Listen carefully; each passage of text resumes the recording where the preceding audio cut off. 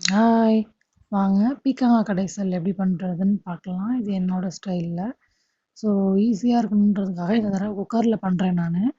ஏன்னா, கடாயில பண்ணா கொஞ்சம் டைம் ஆகுது. காலையில பசங்களுக்கு குடுத்து அனுப்புறதுக்கு டைம் ஆயிடும் அப்படின்றதுனால இந்த தடவ குக்கர்ல ட்ரை பண்ணேன். ரொம்பவே நல்லா இருந்துச்சு. ஸோ அதுக்கு ஒரு குக்கர்ல ஃபர்ஸ்ட்டு எண்ணெய் கொஞ்சம் விட்டுட்டு, கடுகும், சீரகமும் தாளிக்கிறதுக்காக போட்டுக்கிட்டேன். அதுக்கப்புறமா பச்சை மிளகாய் உங்க காரத்துக்கு ஏத்த மாதிரி போட்டுக்கலாம். நான் ஒரு 2 போட்டிருக்கேன். அதுக்கப்புறம் பூண்டு கொஞ்சம் 2 பெரிய வெங்காயம் கட் பண்ணி போட்டிருக்கேன். நீங்க சின்ன வெங்காயம் இருந்தா அத ஆட் பண்ணிக்கலாம். டேஸ்ட் இன்னுமே நல்லாயிருக்கும். சின்ன வெங்காயம் இல்லாதனால நான் பெரிய வெங்காயம் போட்டிருக்கேன். அதுக்கப்புறமா அது வதங்குறதுக்கு தேவையான அளவு உப்பு போட்டுக்கலாம். கல் உப்பு. எல்லாத்தையும் நல்லா மிக்ஸ் பண்ணி விட்டு கொஞ்சம் வெங்காயம் வதங்குனா போதும். அதுக்கப்புறமா தக்காளி, கட் பண்ணி வச்சிருக்கிற காய், பீர்க்கங்காய். இன்னைக்கு என்கிட்ட ஒரு பீர்க்கங்காய் தான் இருந்துச்சு. குட்டி சைஸ் தான் இருந்துச்சு. ஸோ அது போதுன்றதுனால அத மட்டுமே பண்ணியாச்சு. தக்காளி 1 இல்லன்னா குட்டி தக்காளியா இருந்தா 2 தக்காளி எடுத்துக்கலாம். 2 தக்காளி, அதுக்கப்புறம் காய் கட் பண்ணி வச்ச காய். எல்லாத்தையும் வந்துட்டு நல்லா போட்டு வதக்கிடணும் எண்ணெயில. கொஞ்சம் கொஞ்சம் குழைவா வர வரைக்கும் வதக்கிடலாம். அதுக்கப்புறமா வந்துட்டு இந்த காய் வந்து நெறைய தண்ணி வெளியில வரும். அதனால நம்ம வணக்கும்போதே பார்த்தோம்னா, தண்ணி கொஞ்சம் கொஞ்சமா வந்துட்டுருக்கும். ஸோ நம்ம தண்ணி ரொம்ப அதிகமா ஆட் பண்ண தேவையில்ல. ரொம்ப தண்ணி ஆட் பண்ணோம்னா, கடைசல் மாதிரி இருக்காது. தண்ணியா ஆயிடும். குழம்பு மாதிரி ஆயிடும்.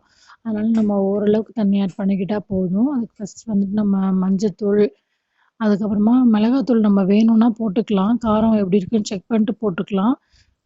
நான் கொஞ்சமா மிளகாத்தூளும் ஆட் பண்ணியிருந்தேன். அது வந்து விசில் விட்டு எடுத்ததுக்கு அப்புறமா தான் ஆட் பண்ணியிருந்தேன். அதனால அத காட்ட முடியல. அதுக்கப்புறம் கொஞ்சமா புளி சேர்த்துக்கணும். புளி போட்டா தான் டேஸ்ட் நல்லாயிருக்கும். புளி கொஞ்சமா இந்த மாதிரி போட்டுக்கலாம். இல்லைன்னா கரைச்சி புளி தண்ணிய எடுத்து ஊத்துனாலும் ஊத்திக்கலாம். எந்த மாதிரி வேணாலும் பண்ணிக்கலாம். நான் புளி அப்படியே போட்டுட்டேன். ஏன்னா நம்ம குக்கர்ல வேக வைக்க தானே போறோம். ஸோ வெந்துரும் அப்படின்றதுனால நான் அப்படியே சேர்த்துக்கிட்டேன். சேர்த்துட்டு கொஞ்சமா தண்ணி ஒரு 1/4 கப் அளவு, ஒரு 1/2 கிளாஸ் அந்த அளவு சேர்த்தாலே போதுமானதா இருக்கும்.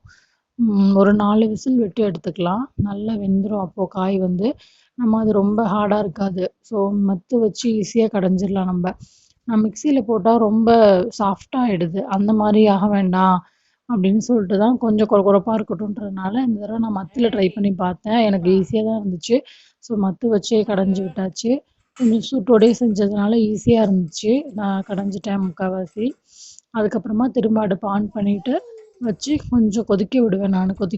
கொஞ்சம் லைட்டா டேஸ்ட்டெல்லாம் பார்த்துட்டு என்ன பத்தலன்னு பார்த்து ஆட் பண்ணிட்டு, கருவேப்பில சேர்த்துட்டு டேஸ்ட்டெல்லாம் ஓகே அப்படின்னா கொதிக்க விட்டு ஆஃப் பண்ணிடலாம். அவ்வளோதான் பீர்க்கங்கா கடைசல் ரெடி ஆயிடுச்சு. சாப்பாடு, தோசை, இட்லி எல்லாத்தோடையுமே சூப்பரா இருக்கும். ஹெல்தியும் கூட.